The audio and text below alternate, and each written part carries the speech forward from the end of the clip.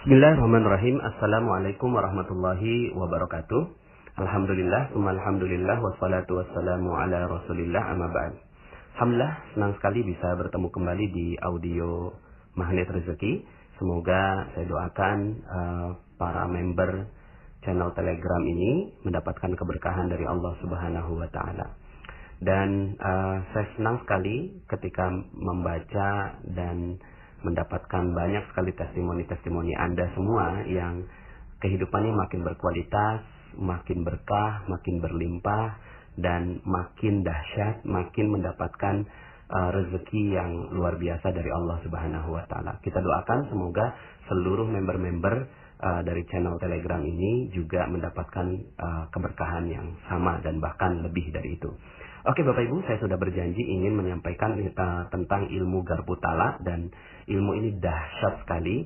Saya ketika mendapatkan ilmu ini seperti mendapatkan anugerah yang luar biasa, dan akhirnya saya selama ini hidup dengan ilmu Garbutala ini, ya.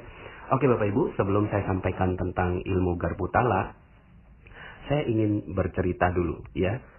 Waktu itu ada seorang ibu yang BBM saya. Assalamualaikum Ustadz, saya udah nggak mau hidup lagi. Kaget saya mendapatkan BBM seperti itu. Belum pernah saya mendapatkan BBM yang seperti itu. Ya palingan SMS aja, mama tolong kirimin pulsa begitu ya.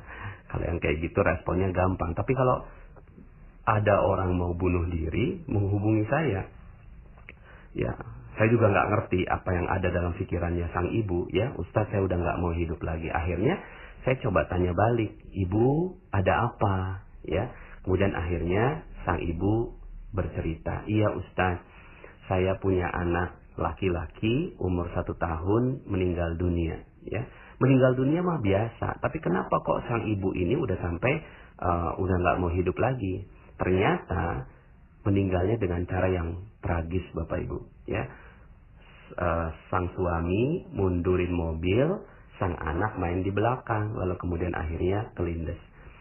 2 orang kakaknya melihat dengan mata kepala sendiri sang adik dilindas mobil oleh sang ayah. Berteriak kencang, lalu kemudian sang ibu yang ada di belakang mungkin lagi masak atau apa, kemudian keluar dengan tergopoh-gopoh dan melihat anaknya meninggal dunia. Lalu kemudian dia gedor-gedor gitu ya pintu kacanya, baru kemudian sang ayah turun, ya. Akhirnya 4 orang hamba Allah melihat dengan mata kepala sendiri sebuah kejadian yang teramat dahsyat buat kehidupan mereka. Sampai akhirnya ya saya merasa wah pantas aja kalau mereka ini kalau sang ibu ini selalu terhantui gitu ya, terhantui dengan pikirannya. Nah, kalau Anda mungkin sudah dengarkan materi saya tentang jeruk nipis, ini jeruk nipisnya udah bukan jeruk nipis lagi Bapak Ibu ya. Jeruk nipisnya udah mungkin ratusan puluhan gitu, tertetesi di seluruh tubuhnya. Ya, ketika membayangkan misalnya disebutkan nama anaknya saja, saya bisa bayangkan betapa traumatiknya luar biasa. Nah, pada saat itu saya juga kebingungan Bapak Ibu ya. Dan waktu itu posisinya sang ibu ada di sebuah kota yang jauh dari saya ya. Kemudian saya ada di Depok gitu. Terus kalau seandainya itu orang ada di depan saya, mungkin saya bisa langsung nasihati secara live gitu ya. Tapi ini orangnya jauh. Bagaimana caranya? Ya. Nah, disinilah korelasinya ilmu Garbutala Bapak Ibu. Waktu itu kemudian saya bilang begini, Ibu, kalau ibu percaya sama saya, tolong ibu ambil air wudhu gitu. Akhirnya alhamdulillah dia percaya sama saya, dia ambil air wudhu. Saya pun mengambil air wudhu juga gitu ya, untuk menyamakan energinya. Nah, jadi di sini korelasi ilmu Garbutala ya. Nanti saya jelaskan tentang Garbutala ya. Nah, kemudian Bapak Ibu, ternyata sang ibu ini respon. Waktu itu saya berpikirnya sederhana. Seseorang yang sedang galau luar biasa, khawatir, marah, cemas, kalau wudhu insya Allah bisa jauh lebih tenang gitu kan. Itu aja pikiran saya untuk membantu sang ibu. Tapi ternyata dia BBM lagi. Alhamdulillah Ustaz, saya sudah wudhu. Sekarang apa yang harus saya lakukan gitu ya. Kemudian akhirnya saya bilang begini, ibu temannya wudhu, sholat deh, saya bilang gitu ya. Akhirnya dia sholat Bapak Ibu ya. Ternyata dia ajak suaminya. Dia sholat ya, sholat hajat, sholat duha gitu ya. Lalu kemudian setelah sholat, dia hubungi saya lagi. Alhamdulillah Ustaz, saya sudah sholat. Sekarang ngapain begitu ya. Kemudian saya bilang begini, coba deh Bu, buka Al-Quran gitu. Sebenarnya saya juga nggak ngerti apa yang terjadi ya. Saya pernah diskusi gitu ya. Katanya ini 30 tahun belum tentu sembuh nih gitu kan. Karena depresinya luar biasa gitu ya. Ya saya apalah saya gitu ya. Bukan siapa-siapa. Akhirnya saya bilang begini, Bu, temennya sholat Al-Quran, coba deh Ibu buka Al-Quran. Siap Ustaz ya. Nah uniknya adalah ketika dia nanya, ayatnya ayat berapa Ustaz gitu. Nah sampai saat itu saya mentok tuh, iya ya ayatnya ayat berapa ya gitu ya. Lalu kemudian akhirnya saya udah nggak sempat nanya orang, udah nggak sempat googling gitu ya Bapak Ibu ya, udah nggak sempat lagi melakukan apapun. Akhirnya saya sekenanya aja, dan itulah awal mula saya ketemu dengan ilmu ini. Kemudian saya bilang begini, Bu, buka aja sekenanya ya, buka aja sekenanya Al-Quran. Yang pertama tertumbuk di mata, yang pertama kali terlihat di mata, itulah jawabannya insya Allah. Saya bilang begitu, pede aja, saya yakin gitu ya, karena takutnya orang yang ada di ujung BBM saya nih udah mau bunuh diri gitu ya, saya takutnya begitu ya. Kemudian akhirnya dia bilang gini, siap Ustaz gitu ya. Akhirnya dia membuka Al-Quran sekenanya ya. Akhirnya saya tungguin gitu ya, sang ibu ini, apa yang terjadi pada sang ibu gitu kan. Saya tungguin ini sang ibu. Akhirnya kok nggak hubungi saya lagi, saya takut kejadian nih gitu kan. Akhirnya saya hubungi dia duluan gitu ya, Bu, gimana kabarnya gitu ya. Subhanallah Bapak Ibu, jawabannya luar biasa. Jawabannya begini, Alhamdulillah, terima kasih Pak Nas, terima kasih Ustadz atas tausiahnya, atas nasihatnya. Padahal saya belum ngasih nasihat apa-apa. Saya baru bilang kalau udah ketemu itu Al-Qurannya kita bahas sama-sama begitu ya. Tapi dia udah sembuh duluan gitu ya. Akhirnya dia datang ke rumah orang tuanya, datang ke rumah mertuanya, selesai, dan setahun berikutnya diganti lagi anak yang keempat dan laki-laki lagi gitu ya. Sembuh Bapak Ibu. Hanya dengan seperti itu dia sembuh. Luar biasa. Akhirnya yang saya coba tanyakan adalah, Bu, ya, itu ayatnya ayat berapa gitu. Itu yang bikin saya penasaran, kok bisa hanya dengan begitu itu dia bisa sembuh. Ternyata dia membuka 2 tempat, tapi yang saya ingat 1 Bapak Ibu, yaitu surat 18 ayat 4 ya. Bunyinya begini, wa yunziral ladzina qalu ittakhadallahu walada. Dan ayat ini turun untuk memperingatkan kepada orang yang berkata bahwa Allah mengambil seorang anak. Kaget dia ya ketika membaca ayat itu. Saya juga kaget luar biasa, merinding sekali. Kok bisa ngepas ayatnya? Kok bisa ngepas seperti apa yang ada di kepalanya dia? Ternyata di kepalanya dia tuh dia menuduh Allah, ya Allah, kenapa kau ambil anakku? Kenapa kau ambil yang laki-laki? Kenapa kau ambil dengan cara yang tragis? Kenapa kau ambil sekarang? Dan seterusnya. Di kepalanya dia menuduh bahwa Allah mengambil seorang anak, mengambil anaknya dia, gitu ya. Lalu kemudian yang lebih dahsyatnya adalah ayat berikutnya, malahum bihi min ilmin wala li abaihim kaburat kalimatan takhruju min afwahihim iyaquluna illa kadziba. Mereka sekali-kali tidak mempunyai pengetahuan tentang hal itu, begitu pula nenek moyang mereka. Alangkah jeleknya kata-kata yang keluar dari mulut mereka. Mereka tidak mengatakan sesuatu kecuali dusta. Masya Allah ya. Itu dia, saya bisa bayangkan Bapak Ibu ketika dia membaca ayat ini ya, dia kan lagi nuduh Allah. Terus kemudian kata Allah, sungguh tak pantaslah, kurang lebih begitu ya, engkau menuduh aku seperti itu. Ini ya adalah sebuah kedustaan terhadap aku. Yang jawab bukan saya, tapi langsung Al-Quran gitu ya. Saya juga nggak nunjukin tempatnya, langsung Al-Quran yang tunjukkan ayatnya. Tapi ayat berikutnya lebih dahsyat lagi Bapak Ibu. Karena Allah bilang begini, فَلَعَلَّكَ بَاخِئٌ نَفْسَكَ عَلَى آثَارِهِمْ إِلَّمْ يُؤْمِنُوا بِهَذَا الْحَدِيثِ أَسَفًا. Maka apakah barangkali kamu akan membunuh dirimu karena bersedih hati? Dia langsung kaget Bapak Ibu. Kok Allah tahu kalau saya ini mau bunuh diri begitu ya? Kalau saya ini perasaannya udah mau bunuh diri aja, udah nggak mau hidup aja di dunia gitu. Subhanallah Bapak Ibu ya. Saya bisa bayangkan si ibu itu menangis dengan sederas-derasnya. Lalu kemudian ayat berikutnya adalah obat buat dia. Inna ja'alna ma'alal ardi zinatan laha linabluwahum ayyuhum ahsanu amala.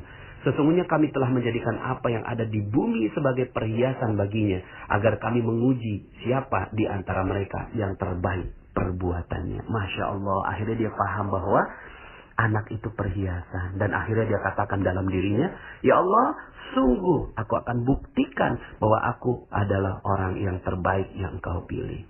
Subhanallah Bapak Ibu, sembuh saat itu juga. Hanya dengan menggunakan Al-Quran.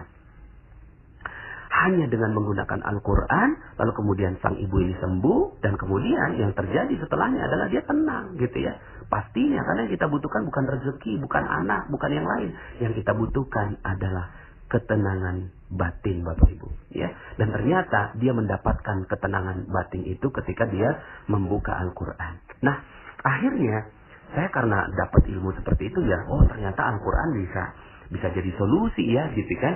Akhirnya saya setiap ada masalah, saya pribadi ya, setiap ada masalah saya buka Al-Quran. Setiap ada masalah saya buka Al-Quran dengan cara yang seperti itu. Ya Allah Maha Tahu lah. Saya juga nggak ngerti ini ilmu apa ya. Apakah saya pernah coba googling tentang istikharah bil Quran, pernah juga coba buka-buka buku tentang istikharah bil Quran, tapi ya ini selesai gitu ya. Sang ibu ini selesai. Bisa jadi wallahu alam ini ilmu apa. Tapi akhirnya saya ketika ada masalah saya buka Al-Quran. Ketika saya punya masalah berat sekali, saya akhirnya udah nggak perlu yang lain Bapak Ibu.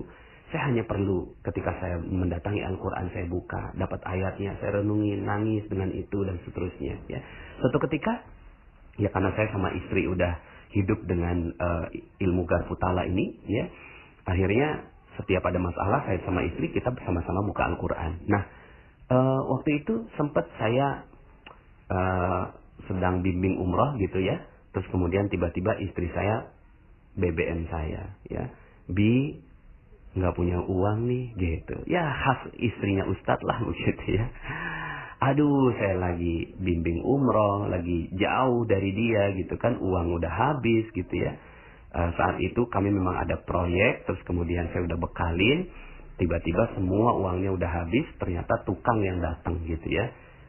Dan uangnya udah habis. Anda bisa bayangkan kalau tukang yang datang ini, mereka butuhnya uangnya uang cepet gitu ya. Nah, akhirnya Bapak Ibu, saat itu saya bilang begini, bentar ya Mi, aku tanya Allah dulu gitu ya. Nah, dia udah paham tuh, saya tanya Allah maksudnya adalah saya menanyakan kepada Al-Quran. Akhirnya saya buka Al-Quran. Ketika saya buka Al-Quran gitu ya, saya ketemu ayat. Akhirnya saya kirim dia Bapak Ibu ya, bukan kirim duit ya, tapi kirim ayat surat 11 ayat 6. Saya bilang gini, Mi, tolong buka deh 11 ayat 6 gitu. Dia bilang gini, ya udah Dewi, terima kasih. Selesai Bapak Ibu ya, nggak perlu kirim duit ya, cukup kirim ayat gitu ya, cukup kirim ayat, selesai gitu ya. Dan ya alhamdulillah selesai. Dan saya waktu itu nggak pernah nanya-nanya. Ketika saya pulang dari umroh, ternyata emang udah nggak ada lagi masalahnya, dan dia nggak cerita. Baru setelah saya nulis buku ini, saya tanya, waktu itu ceritanya gimana? Ya ceritanya adalah setelah itu tiba-tiba aja ada konsumen yang bayar dan masuk uangnya di rekening gitu ya. Dan saat itu tepat sekali tukang-tukang akhirnya bisa terbayar semua tanpa bantuan saya Bapak Ibu. Langsung gitu ya, itu rezekinya datang. Nah, akhirnya gitu ya, saya kemana-mana saya ngomongin ke anak saya, nak, Kalau kamu punya masalah nak, ke Al-Quran nak, ke Al-Quran nak, gitu kan? Al-Quran bisa jadi solusi buat kamu. Walaupun anak saya waktu itu masih umur 8 tahun sama 6 tahun ya, masih kecil sekali gitu ya. Saya bilang, udah pokoknya Al-Quran nak, Al-Quran nak. Anak saya yang kedua bilang, Bi, aku punya masalah. Anak kecil punya masalah, anak umur 6 tahun gitu kan. Masalah kamu apa nak? Iya Bi, setiap aku pelihara hewan kenapa mati terus ya Bi ya? Oh gitu ya. Aduh, dalam hati saya Masya Allah. Ya Allah, ini anak saya mau berinteraksi dengan Al-Quran. Tolong ya Allah. Coba gimana ya? Akhirnya saya bilang ke dia, ya coba nak buka Al-Quran. Pas dibuka ternyata surat An-Nur ayat kurang lebih 40-an. Allah lah yang ciptakan hewan beragam bentuknya. Ada yang kakinya 4, ada yang kakinya 2, dan ada yang berjalan di atas perutnya. Dia bilang gini, ngepas banget ya Bi, gitu. Kelinci kakinya 4, kata dia gitu ya. Bebek kakinya 2. Terus kemudian ikan berjalan di atas perutnya. Dia udah ngerti Bapak Ibu. Ternyata Allah mengerti apa yang ada dalam jiwa anak saya umur 6 tahun. Masya Allah. Terhadap anak saja itu Allah juga peduli. Kakak yang angkat tangan, Bi, aku juga punya masalah. Hah? Masalah apa kamu nak? Iya Bi, setiap minjemin barang ke temen, kok kenapa nggak balik Bi, gitu kan? Ya nggak balik tuh, gitu ya. Terus kemudian saya bilang sama dia, terus kata Umi apa? Kata Umi suruh rebut balik Bi, gitu. Oh gitu ya. Oke, coba deh kita buka apa yang Allah mau di dalam Al-Quran. Pas dibuka, ternyata ayatnya, Idza asabathum musibah, qalu inna lillahi wa inna ilaihi raji'un. Kalau kamu dapat musibah, katakan, semua juga punya Allah dan akan kembali kepada Allah. Gitu ya. Dia nanya, maksudnya apa Bi? Kayaknya maksudnya diikhlasin aja nak, gitu kan. Karena kan itu barang-barang kamu, ya, pensil kamu, penggaris, ya, dan seterusnya itu punya Allah, akan kembali kepada Allah.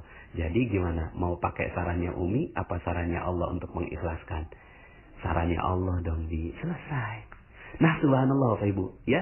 Akhirnya saya selalu menggunakan ilmu garpu tala ini Bapak Ibu. Setiap ada masalah yang berat yang saya nggak tahu jawabannya, Masya Allah, akhirnya saya datang kepada sumber. Nah, saya sekarang mau jelaskan tentang ilmiahnya Bapak Ibu. Akhirnya saya coba mengilmiahkan apa sih sebenarnya ilmu ini, gitu kan? Apa sih sebenarnya ilmu ini? Ternyata Bapak Ibu, mungkin kalau Anda masih ada yang pernah ingat ada percobaan garpu tala ya Bapak Ibu ya. Jadi ada 2 garpu. Ya, garpunya garpu percobaan ya, bukan garpu makan. Garpu percobaan di sebuah lab ya, ada garpu A, garpu B dihadap-hadapkan, lalu kemudian garpu A ini diberikan getaran ya, ting gitu ya. Tiba-tiba garpu yang B yang ada di depannya juga ikut bergetar, padahal mereka tidak berhubungan satu sama lain. Ding, jadi sama-sama bergetar. Si A bergetar, tiba-tiba garpu tala B juga bergetar. Nah, Bapak Ibu, untuk mendapatkan ketenangan batin yang saya sampaikan, rasanya kita udah nggak bisa sendirian Bapak Ibu. Kita udah nggak bisa sendirian ya. Kita ini terkadang gitu ya, hilang getaran kebaikan dalam diri kita. Ketika kita sudah menghadapi masalah yang sangat teramat berat, yang kita udah nggak tahu mau mengadu kemana ya. Yang sering terjadi adalah ya, kita akhirnya menyendiri. Kemudian keluar dari masyarakat, lalu kemudian akhirnya murung dan seterusnya. Akhirnya hilang getaran di dalam jiwa kita. Maka Bapak Ibu, pada saat itu ternyata Allah sudah titipkan sebuah getaran yang luar biasa, yang namanya Al-Quran. Nah, sayangnya Al-Quran ini selama ini kita nggak pernah pakai sebagai satu tools buat kita untuk mendapatkan ketenangan batin gitu ya. Yang kita pakai gitu ya, itu alat-alat yang lain. Padahal, Masya Allah, kalau kita tahu tentang ilmu ini, akhirnya kita udah nggak butuh yang lain, kita hanya butuh Al-Quran ya. Makanya Allah sebutkan di dalam Al-Quran juga, wa kadzalika anzalna ruhum min amrina.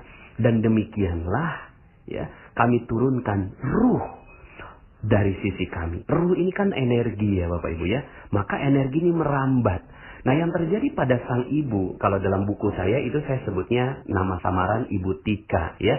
Yang terjadi pada Ibu Tika ini adalah dia mengalami getaran yang tidak baik di dalam dirinya, ya. Mau pakai positive thinking, mau pakai jeruk nipis, udah nggak kepake sama dia, Bapak Ibu. Udah nggak pakai, pikirannya tuh udah tertutupi dengan berbagai macam ya kekalutan yang ada di dalam dirinya. Maka pada saat itu yang dibutuhkan adalah garpu tala, Bapak Ibu. Getaran yang kuat dari sumber yang lain. Getaran yang kuat dari sumber yang lain. Yang membuat akhirnya kita kembali pada kemanusiaan kita. Makanya Allah turunkan Al-Quran untuk menjadi getaran batin buat kita, ya. Maka akhirnya setelah saya tahu ilmu ini, wah, saya akhirnya hidup dengan ini, Bapak Ibu, ya. Dan mudah-mudahan Bapak Ibu juga bisa hidup dengan ini. Akhirnya kita udah nggak butuh lagi, misalnya kita punya masalah curhat sama temen, ya, mending masalahnya selesai malah tambah lagi, jadinya malah gosip dan seterusnya, ya, rahasia kita terbongkar dan seterusnya, ya. Terus kemudian kita punya masalah, kita mau pinjam uang ke teman, terus kemudian kita telepon teman itu, ternyata malah dia mau minjem uang sama kita, gitu ya. Kebetulan nih kamu telepon, saya pas banget saya mau minjem uang sama kamu, ya sama-sama orang yang mau minjem uang, gitu kan, dan seterusnya. Nah, jadi Bapak Ibu, akhirnya ketika Anda sudah memahami ilmu garpu tala ini, ya, akhirnya kita udah nggak butuh yang lain. Yang kita butuhkan adalah getaran yang amat kuat dari alam semesta yang Allah titipkan, yaitu Al-Quran untuk menjadi kekuatan batin buat kita. Maka Bapak Ibu, kalau Anda perhatikan materi-materi saya akhirnya, kita udah nggak butuh rezekinya kan, gitu ya. Dalam materi taman dan kupu-kupu saya sampaikan bahwa kita udah nggak butuh kupu-kupu, tapi kita butuh tamannya. Taman itu apa? Taman itu adalah batin yang tenang, batin yang sempurna, batin yang penuh dengan kedamaian dan kebahagiaan, gitu ya. Itu kan kunci dari materi saya, mulai dari jeruk nipis, cicak jerapah dan seterusnya. Sehingga akhirnya kejar ini, ya, kejar ketenangan batin ini, ya. Tapi kita nggak bisa sendirian dalam menghadapi kehidupan kita. Maka Allah tahu itu. Makanya Allah titipkan Al-Quran untuk kita, gitu ya.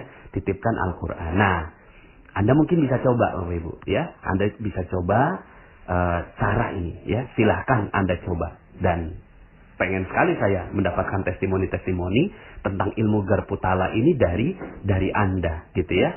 Coba begini, Bapak Ibu, ya. Seperti cara Ibu Tika tadi. Ketika Anda punya masalah, coba ambil air wudhu. Lalu kemudian tambahkan lagi dengan sholat. Lalu kemudian coba Anda buka Al-Quran sekenanya, Bapak Ibu. Apa yang ada dalam pikiran Anda, ya Allah, saya punya masalah berat ini. Tolong titipkan satu saja ayat, ya Allah. Satu saja ayat, ya Allah, untuk menjadi hiburan untuk saya. Begitu. Anda bicaranya begitu di dalam jiwa Anda, ya, dalam pikiran Anda, dalam jiwa Anda sampaikan itu kepada Allah. Ya Allah, saya punya masalah yang sedemikiannya, ya. Mungkin Anda punya masalah apa dan seterusnya. Adukan langsung sama Allah. Mungkin nggak punya uang saat ini, ya coba ngomong sama Allah. Lalu kemudian coba, ya, di atas sejadah Anda, ya. Setelah Anda melakukan sholat, ya, wudhu, sholat, lalu kemudian Anda buka Al-Quran. Dan ayat yang pertama kali terlihat di mata Anda, maka insya Allah, ya, itulah jawabannya, ya. Jadi caranya Anda pakai Al-Quran yang nggak ada artinya, ya Bapak Ibu, ya. Jadi Al-Qurannya Al-Quran yang murni, nggak ada terjemahan gitu, ya. Jadi Anda bisa pakai itu. Lalu kemudian setelah Anda dapetin ayatnya, baru kemudian Anda lihat artinya. Nah, ketika lihat artinya ini, Anda coba renung-renungin gitu ya. Maksudnya Allah apa ya? Dan yakin 100%, 1000% bahwa ayat itu jawaban buat Anda. Mungkin awalnya nggak nyambung gitu ya. Mungkin awalnya nggak nyambung, tapi kemudian Anda pikir-pikir, oh iya, maksudnya ini gitu ya. Nah, jadi saya senang sekali kalau seandainya Anda mau mencoba ilmu garpu tala ini. Ketika Anda punya masalah yang berat, yang Anda nggak bisa mengadukan kepada orang lain, cobalah langsung pakai ilmu garpu tala ini. Buka Al-Quran, lalu kemudian ayat yang pertama kali terlihat di mata, bisa sebelah kiri, sebelah kanan, atas, bawah, mulai dari pikiran Anda sebelum buka, seperti itu ya. Wallahu alam, saya nggak ngerti ini ilmu apa, coba aja gitu ya. Dan dalilnya apa nggak ngerti ya. Saya pernah dapetin dalil, ada Abu Bakar Siddiq radhiyallahu anhu mengatakan, seandainya aku kehilangan tali pecut untaku, maka aku akan menemukannya di dalam Al-Quran. Itu salah satu yang saya dapatkan kalimat dari Abu Bakar Siddiq ya. Juga ketika Umar bin Khattab radhiyallahu an tidak terima dengan kematian Rasulullah sallallahu alaihi wasallam ya, lalu kemudian Abu Bakar menyebutkan sebuah ayat, wa ma Muhammadun illa rasul qad khalat min qablihi rusul, lalu kemudian akhirnya dan tidaklah Nabi Muhammad SAW itu adalah kecuali Rasul, telah berlalu di antara kalian Rasul, afa imma ta'akutil qalabtum ala aqabikum fatanqalibu khasirin. Apakah kalau seandainya Nabi itu meninggal dunia, lalu kemudian engkau kembali kepada kezaliman, kejahiliahan, kekafiran kamu dan seterusnya. Nah akhirnya kata Umar bin Khattab radhiyallahu anhu, seakan-akan saya baru mendapatkan ayat itu. Nah, kurang lebihnya seperti itulah. Kita bukan kayak para hafiz Quran yang hafal Al-Quran di luar kepala gitu ya. Ya kita nih siapalah gitu ya. Saya juga bukan siapa-siapa, nggak ngerti apa-apa ya, cobalah. Kayaknya kayak ilmu ngecak gitu ya. Ngebuka Al-Quran gitu. Tapi ya bismillah, coba aja gitu kan. Saya juga nggak ngerti ini apa ya. Mungkin nanti ada sebagian dari teman-teman dari yang mendengarkan audio saya yang bisa memberikan input kepada saya itu ilmu apa. Tapi sekarang ini saya pribadi hidup dengan ilmu Garbutala. Setiap ada masalah saya buka Al-Quran. Setiap ada masalah saya buka Al-Quran dan saya menemukan keajaiban saya di dalam Al-Quran. Sebuah energi Garbutala yang Allah Subhanahu wa Ta'ala titipkan di muka bumi. Oke, Bapak Ibu, ya sudah cukup panjang ini audionya. Mudah-mudahan Anda mendapatkan hikmah dari ilmu Garbutala ini. Ya, setiap ada masalah-masalah, waktu itu sempat saya namanya bisnis, waktu itu sempat diadukan ke polisi, udah sedikit lagi masuk gitu ya. Masalah yang berat buat saya, akhirnya saya coba gitu kan buka Al-Quran gitu ya. Ternyata keluarnya surat Ad-Duha gitu ya. Surat Ad-Duha yang kalimatnya adalah sungguh Tuhanmu tidak meninggalkanmu. Wah, subhanallah. Saya merasa bersyukur sekali gitu ya. Tuhanmu tiada meninggalkan kamu dan tiada pula benci kepadamu. Masya Allah. Itu akhirnya menjadi hiburan buat saya gitu kan. Terus kemudian ketika saya punya masalah yang berat sekali, kemudian akhirnya ternyata Allah jawab gitu kan, dalam surat Hud ayat 123. Dan kepunyaan Allah lah apa yang gaib di langit dan di bumi, dan kepadanya lah dikembalikan urusan-urusan semuanya. Maka sembahlah Dia dan bertawakallah kepadanya, dan sekali-kali Tuhanmu tidak lalai dari apa yang kamu kerjakan. Masya Allah. Akhirnya saya peluk itu ya Al-Quran, saya peluk itu ayat gitu ya, dan saya hidup dengan ayat-ayat yang sepertinya ditujukan untuk saya. Oke Bapak Ibu, cobain deh ilmu Garbutala. Insya Allah Anda menemukan sahabat terbaik dalam kehidupan Anda. Terima kasih, saya Nasrullah. Sampai jumpa pada audio-audio berikutnya. Assalamualaikum warahmatullahi wabarakatuh.